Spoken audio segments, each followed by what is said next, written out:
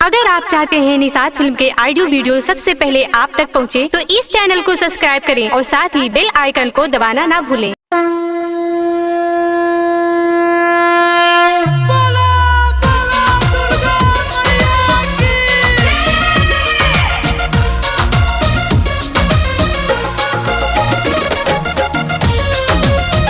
गरिमा recording studio Boisar.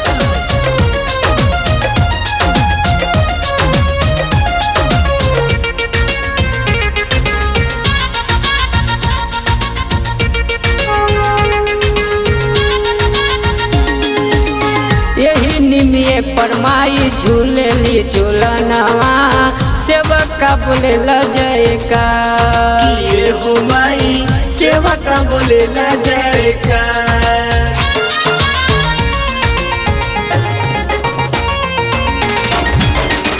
यही निमिये परमाई झूलेली झूलनवा सेवक का बोले जयका ये हो माई सेवा का बोले जयका।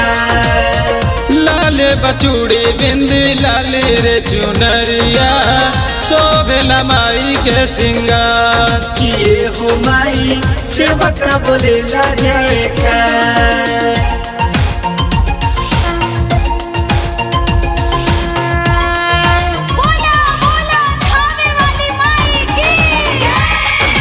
म्यूजिक बाय नितेश निराला।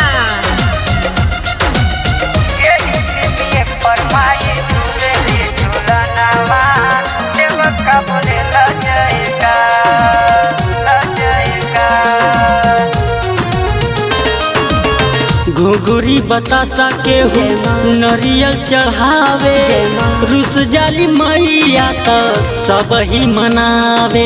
जय जय जय माँ जय माँ जय माँ जय जय जय जय जय जय माँ। घुघुरी बतासा के नरियल चढ़ावे रुस जाली मैया तो सब ही मनावे। अड़हुल के फूलवा लाई दे मलिनिया अड़हुल के फूलवा लाई दे मलिनिया आई बानी तोहरी दुआरी। यही निमिये पे माई झूलेली झूलनवा सेवका बोलेला जयकार ये हो मैया सेवा का बोले जयकार। ये हो मैया सेवा का बोले जयकार।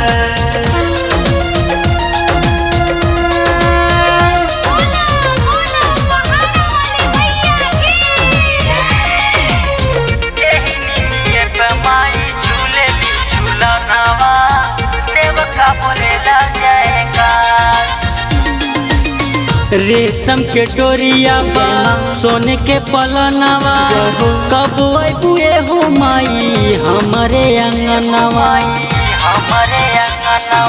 जय जय जय जय जय जय माँ। रेशम के डोरिया बा सोने के पलनवा कब अबुए हो माई हमारे अंगनवा। गावता किसनवा माई के भजनवा गावेला किसनवा माई के भजनवा महत धर्मेंद्र कर पुकार। यही निमिये पमाई झूलेली झूलनवा सेवका बोलेला जयकार ये हो माई सेवा का बोले जयकार। ये हो माई सेवा का बोले जयकार। गरिमा रिकॉर्डिंग स्टूडियो बोईसर।